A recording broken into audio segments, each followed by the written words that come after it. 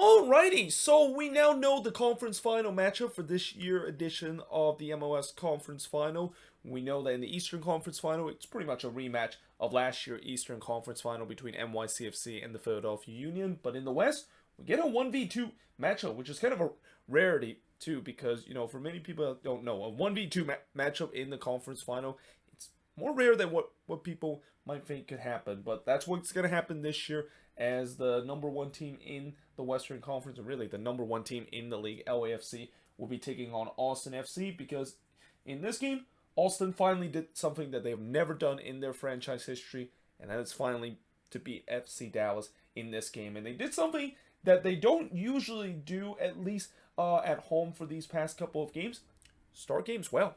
I mean, that I think was kind of a huge thing that Josh Wolf probably was talking about to his guys, that they cannot just get off to a slow start like they did against RSL, and they didn't. I mean, they got off to a really good start in this one. The crowd, of course, definitely was energized again, and unlike in the last game where it was quickly quiet down because RSL scored 2 goals inside the first 15 minutes, the crowd kind of keeps jumping because Austin really started well in this one. Fagundes had a dangerous ball that was on the doorstep of goal, and if it wasn't for Matt Hedges kind of clearing that one off the line, that could have been 1-0 in favor of Austin FC just 2 minutes into this game. And like I said, they were on the front foot. They were pressing early to try to take the lead. They want to be aggressive early and want to get that opening goal. Fagundes had a chance to do so, but he puts it high on the free kick. But as the game goes on, I thought Dallas kind of started to get into this game. I mean, I don't know if that was kind of the game plan where they decided to just kind of start off slow. I mean, they were hoping maybe this was a game where it's kind of like any playoff game where they need to get a feeling toward the game before they really need to start to go on the attack. No, instead, I think maybe they would kind of caught surprise the fact that Austin basically just shot out again in this one and was really pressing for the opener, and they were definitely under siege through the first 15 minutes of this game. But the good news is they didn't give up a goal and really didn't give up too big of a chances, except for that second minute chance that Austin has. And in fact, the shots actually was relatively low. It's only 3 shots through 23 minutes and no shots on goal. So neither goalkeeper really tested throughout the first 22 minutes of this game.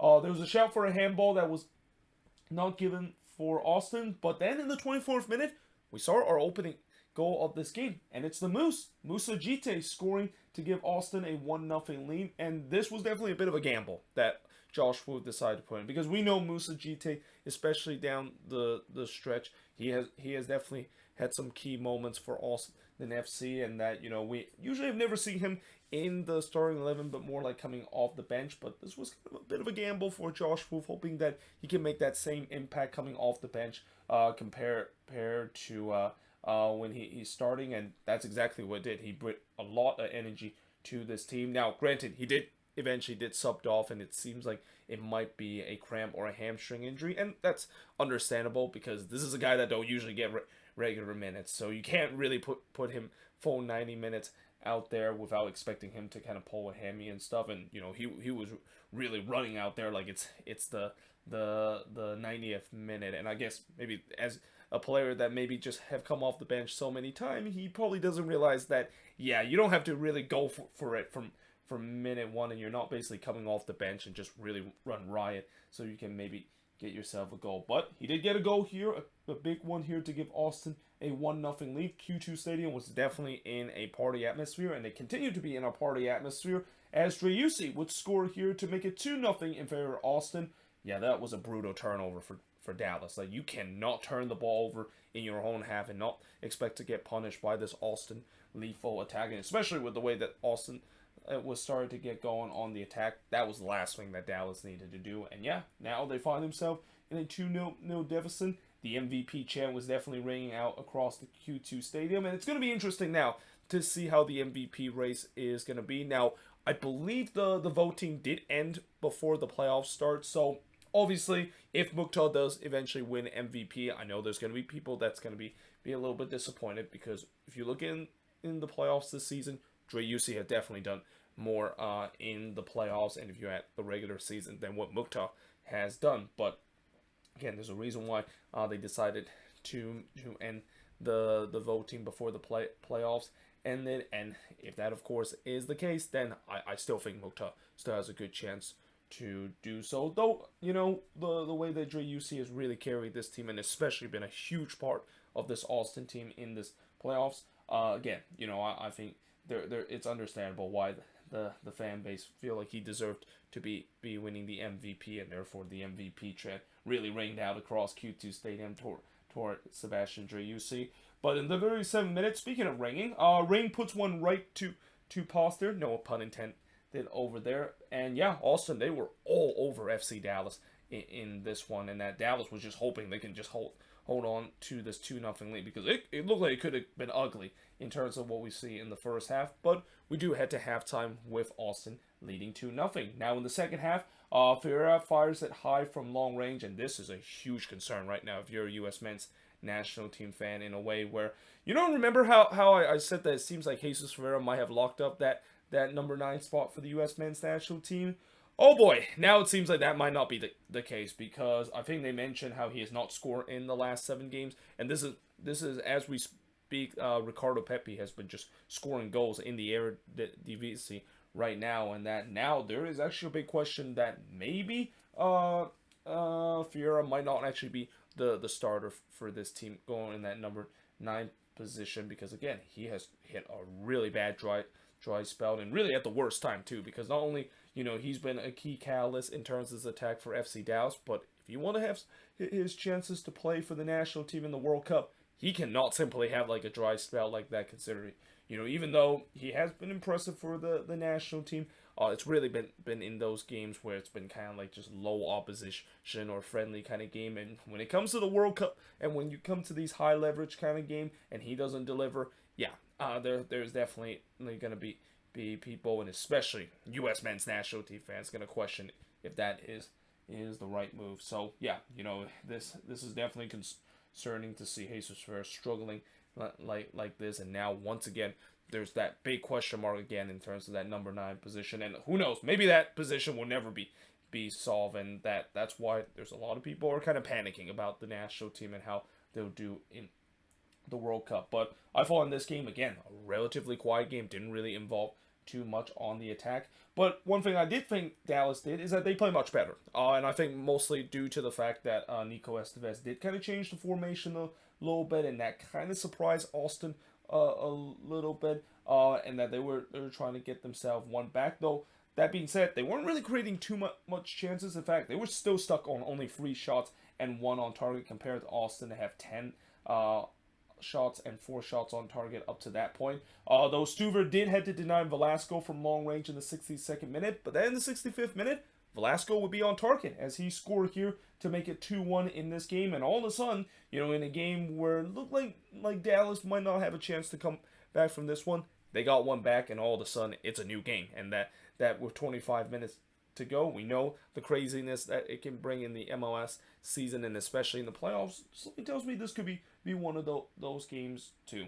Driussi then tried to quickly respond, but he blasted high from long range, and then Paz had to deny Fagundes from close range. And to Austin credit, I think that they did a good job not allowing Dallas to continue the momentum that they had after getting one back. I mean, we've seen before where when the opposition has a chance to get a goal back, the momentum swing, and now they're started to attacking to try to get themselves the equalizer. And in this case, I thought Austin did a good job in terms of really shutting down Dallas, in terms of not really getting themselves going and really started to push for that second goal. And I thought going forward, they also looked very optimistic going forward too. In fact, after Ferreira had a weak header right to Stuver, Lima actually had a shot that was deflected and goes wide. And that was a very unorthodox move from Nick Lima, making the run, and almost was taking at hitting one of those defenders where sometimes defender, they usually trying to make an amazing run, and players usually don't close them down because they didn't expect the defender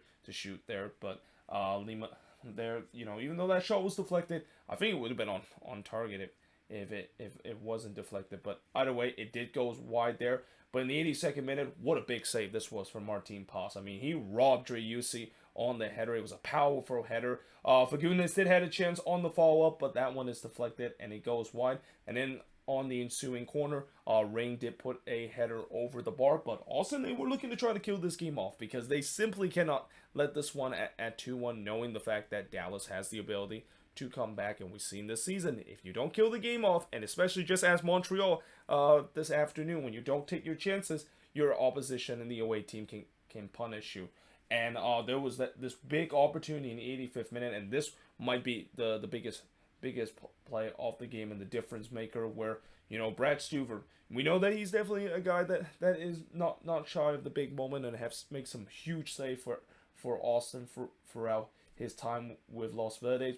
I think this one is probably the biggest one. I mean, he absolutely robbed Obrian in the back post. Obrian had a wide open header, and if Stuver didn't make that kick save, that's 2-2 in this game, and would have been heading into extra time. And what a big save that was. But at the same time, you can see there was definitely a lot of nervy energy. And while the supporter section was still playing the drum and blasting the trumpet and trying to get this team over the line, you can see there was a lot of nervy energy inside Q2 Stadium, and the crowd was getting really nervous because it only takes one chance for Dallas to convert, and all of a sudden this game would be tied up at 2 apiece. And there was that moment in the first minute of stoppage time on a free kick from about 28 yards out, and this is a distance where Jesus Ferreira sometimes have been able to shoot on target. But unfortunately, this is the Jesus Ferreira that does not have any confidence. And that shot where he basically blasts that one way high just sums up his night, and just really sums up his last couple of games with FC Dallas, where this is just a guy that simply has lost his touch. And again, it just has come at the worst time for him with the way that the World Cup is coming around the corner, and that after this performance, I don't think a lot of U.S. men's national team think that Jesus Ferreira is the answer in terms of who exactly is going to be that number 9 that the U.S. will have when the World Cup does begin.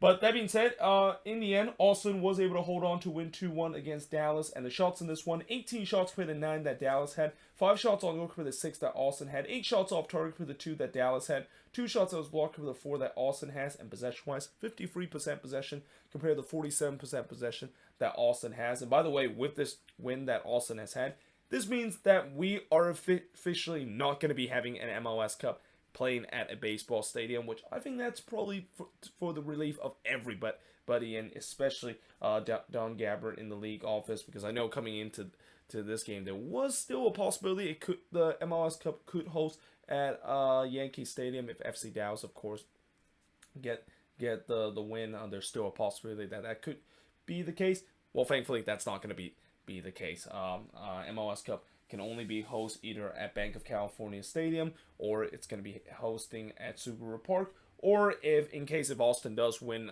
the conference final to reach MLS Cup, and NYCFC win their matchup against the Union for the second year in a row, then we'll see Q2 Stadium to be the host of MLS Cup. Either way, wherever MLS Cup is going to be host, it's going to be incredible, because you look at the remaining games that we have that is going to be the host. I mean, Bank of California Stadium is you got to say probably the best atmosphere in MLS right now. I mean, I know Austin fans will kind of debate that, but did you see that El Tráfico game, and did you see how those fans really got it into it? Oh boy, I think they're going to be into it again in that one too. And then also, not to mention at Subaru Park and that Philly crowd. I mean, that crowd can definitely make some noise too. So again, whatever happens when you look at the conference final matchup, it's probably the best case scenario.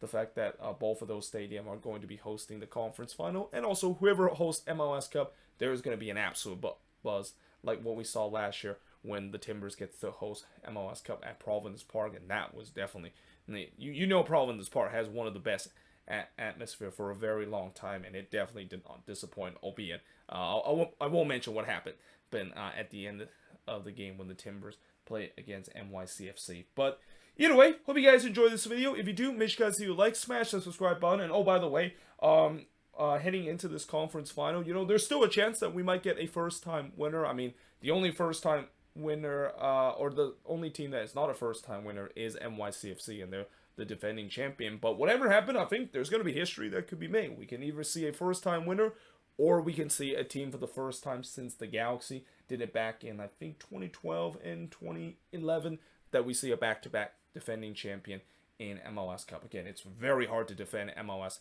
Cup, and NYCFC has a chance to do so. Now moving to the conference final, and we'll definitely talk about more of that when we do the preview of that game, and we definitely will also do a preview in the game between LAFC versus Austin FC. And what's interesting about that matchup is that whoever wins that game will get to go to MLS Cup for the very first time. So yeah, either way, hope you guys enjoyed this video. If you do, make sure you guys do like, smash the subscribe button. Let me know in the comments below what do you think of this game. And yeah, hope you guys enjoyed this video, and I will see you guys next time.